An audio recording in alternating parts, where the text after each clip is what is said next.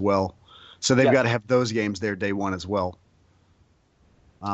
Just to show people that might be investing in an NX system, hey, we are actually going to have third-party support this go around. We promise. It's really going to be there. They can't just say it. I don't want to hear rumors. They need to show that as well. The vacancy for Wii U was very apparent. I don't know. I don't know if we can hope for Super Nintendo levels of third-party support. I'm hopeful though. Not out of the gate. Yeah, that's true. But I think once the devs realize, and again, this is all speculation based on a system that we know basically nothing about. But it seems like Nintendo, like Microsoft and PlayStation, are moving towards like a console that is basically a PC. So porting should not be an issue. Right. And again, this is all hypothetical. We don't know squat. But the bits and pieces that we have heard and that we do know, it all seems to be what's going on. And we have heard rumors from third-party developers talking about, moving their games to NX and stuff like that. So I think this time it's actually going to happen. Without getting too deep into NX speculation. Yeah. Because NX is not going to be at E3. Zelda, The Legend of Zelda for Wii U was recently confirmed to be coming to NX as well as Wii U. Now, we do not know if that means day and date. We don't know if that's a delayed release like we saw with Twilight Princess and the Wii GameCube launch, where the GameCube version, which was the original version, came out like a week or two, maybe 3 later. It came out in December, I think. Right. We don't know what that means.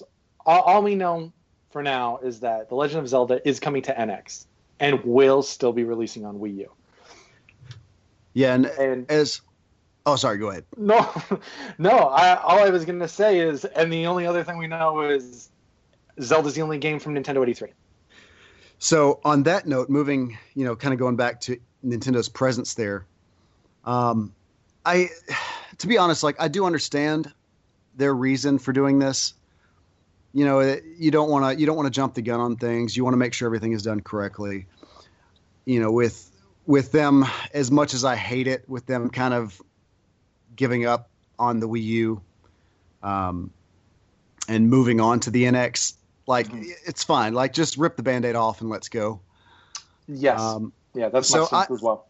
Yeah, it hurts. I hate, that I did invest in a Wii U.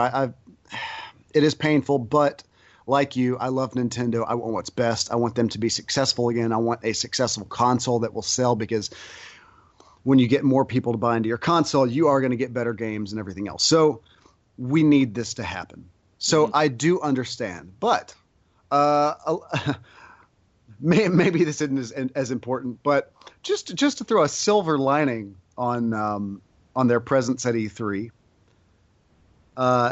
One thing that we do know is that if you're at E3, you've got your space, and you're given that space next year. So I think one reason they didn't pull out completely is if they pulled it out entirely, they would lose that big space that's in a perfect area for Nintendo. They would lose that. Other people would be able to buy that up. So they have to keep their space. They have to still have something there. But if Zelda is the only thing there, this is what I was joking with you about earlier. That's a really big space. And if Zelda is the only thing there, I fully expect, because Nintendo always does really badass displays, I fully expect Nintendo's entire area to be freaking Hyrule. You will be walking into Hyrule. I'm sure they'll have Lost Woods and the castle and everything. Yeah, if at minimum that booth doesn't look like Town Square Hyrule Castle, then they have failed. No, I think if they can deliver that, I think people will completely forgive them. Well, maybe I'll say the people that are attending E3 will forgive them. Well, it's shocking. Not just because, first of all, there are still titles coming for Wii U this year. And, And not to mention the entire 2016 lineup for 3DS. And Nintendo is really suggesting, maybe it's more than a suggestion, maybe it's a confirmation at this point that like there are no other games that they're talking about at all. What are the other big titles coming out this year? I know that with God, I keep wanting to call it SMT XFE, the Shin Megami Tensei Tokyo Mirage Sessions. Right. Like that'll be over at Atlas. So well, that's okay. So I mean, Atlas is going to have a big booth this year because they'll be doing their Persona and they'll be doing. Maybe they'll have a little row playing that game. Yeah. Even though I feel like it's being left out there to die here in the States, unfortunately. But I know like that was my big Nintendo or my big Wii U game for the year since Zelda had been pushed back. So like, what else is there? Yeah, I mean, in terms of first party support, like there's the Paper Mario game. The Paper Mario. I forgot about that. I forget what it's called. The paint one, I believe, which I think is worrying a few people because it seems a little too close to Sticker Star and not enough like OG Paper Mario. Mm-hmm. And Sticker Star was not that well received. I never got a chance to play it on 3DS, but it was not well received by the fans.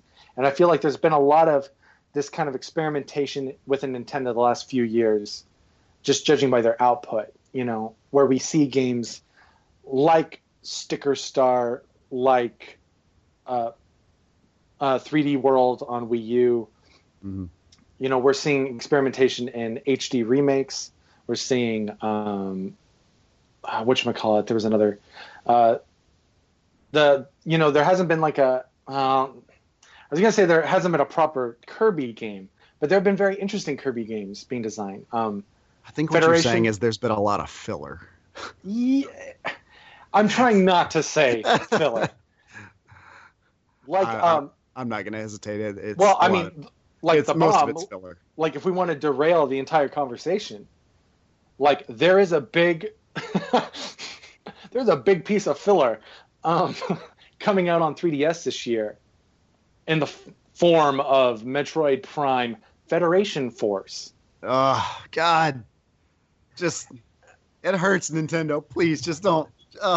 I feel like there have been more announcements like that, where it's, we heard you wanted Metroid Prime, so here's a spin-off.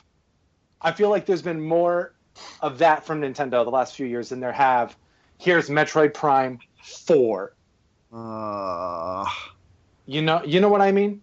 Yeah, I feel like that's where the experimentation has kind of come in. Like, like even like Animal Crossing. We haven't had an Animal Crossing game in a while.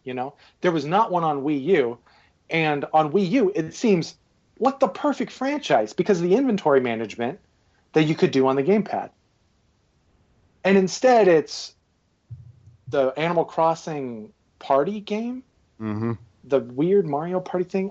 I feel like we haven't even got a real Mario Party either. Nope. As Kyle Bossman said, this is straight up Phyllis Diller filler. Oh, jeez. Yeah, but he's right. He's right. He is, and I don't mind little side games, but God, when the Metroid Federation. Oh, as much as we've been wanting a Metroid game, I've been waiting for them to say it. You wanted Metroid. Here it is. You got it. Oh, God. Roll the trailer, Reggie. And Reggie, don't hurt me like that, Reggie. And it's, I don't even know who the characters are. Like, they're not even like characters from the universe up to this point, are they? I'm sure that there'll be some little. I was so turned off after the revelation. And you know what? I played last year at E3. I played Blast Ball, which is one of the multiplayer modes in Federation Force. And like, that's really fun. It's a lot like, it reminded me a lot of Rocket League. It's kind of this 3v3 and you're fighting to like get a ball into a goal. And yeah, that was a blast. Oh, literally. But aside from that, like, you couldn't go hands-on with the campaign. Like, they didn't have like as far as I saw, like, you couldn't do like 4-player co-op with the campaign. Yeah. And that might have been enough to really shut up the critics. But like from Nintendo, the way I take it is that they are very literal with their announcements and their wording. And you should never assume you're going to get something because it's so obvious that something should be there. Yeah. That's like online multiplayer in Star Fox. How in the world in the year 2016, and I know a lot of people are over people saying it's 2016 as like an example, but like we have had competitive online gaming for quite a while. We have had great games with both flight simulation and arcade style fighting, like in the air. Where is Star Fox dogfighting? Well, I think this goes back to what I was saying. I don't know, when we were discussing this a week ago or so. I really feel like Nintendo just saw the writing on the wall, and maybe it was planned. Maybe they wanted to do a lot more with Star Fox. Maybe. And I think they were just like, yeah, let's just kind of tie this up. Let's tie this up and do as little polish as possible. Let's not add all the extra stuff we wanted to do, and let's get it out there. Don't bother with the graphics. Don't bother with with textures and shaders. Anything modern looking. We want to keep that 64 aesthetic. Let's leave it in alpha and just patch the holes. Just patch the holes and set that ship on sale. It's I admit it is mean, and I feel bad because a lot of people really like Star Fox Zero. Yeah. But for me, like I have expectations based on other games that come out, including Nintendo's own. Right, because go ahead. No. Go ahead. No, we know what Nintendo's capable of. We've seen what they can do. Yeah. Like Mario Kart, Smash Brothers, like they look and play fantastic. And mostly they look fantastic. Like the colors and vibrancy and it's just, they're fantastic games. And then there's this Nintendo 64 port. It's shocking. And with the series like Star Fox, that's kind of been struggling a little bit. A very loyal fan base that's been clamoring for like the next title. And I feel like, not to ruffle any feathers, but I feel like that might be where a lot of the defense comes from, was Zero. Yeah. Is because what I played, what I've seen, what other critics are saying, what journalists are saying, Star Fox Zero is not too hot of a game. Yeah. And every game has its fans. And I think that's great. And I think developers should always strive to experiment with their IPs. I'm not saying we have to get the same thing over and over again or anything like that, but I wish that Star Fox Zero had gotten the treatment it deserves, is ultimately my point. And I honestly still can't believe, where, last fall I was finally, after quite a long time again, I was able to get back in the cockpit of an X-Wing in Star Wars Battlefront and take to the skies, and just even a simple mode like that. Battlefront has, I believe the mode is called Fighter Squadron, where it's just entirely dogfights in the air. Really simple, but it's really fun, and it can be really intense at times. And then other modes, and the bigger modes in Battlefront, air support is just crucial. But anyway, like you could do something like that, just that dogfighting mode. You could do something like that with Star Fox, and I think it'd be a blast. And I find it a little disappointing that Nintendo chooses not to take some of these, in my opinion, obviously great and beneficial routes in their development. And sometimes you see like these ideas come about in their announcements, and like when they announced Star Fox 64 for 3DS, the 3D remake, they showed off a multiplayer mode. And when I talk about that, like you have to take Nintendo literally at their word. Don't let the hype consume you and start brainstorming all these things they could do, because they didn't say that. When they showed off Star Fox on 3DS, and they showed like you can play with your friends, and showed like your friends' faces and their reactions through the 3D camera. like above their fighters, and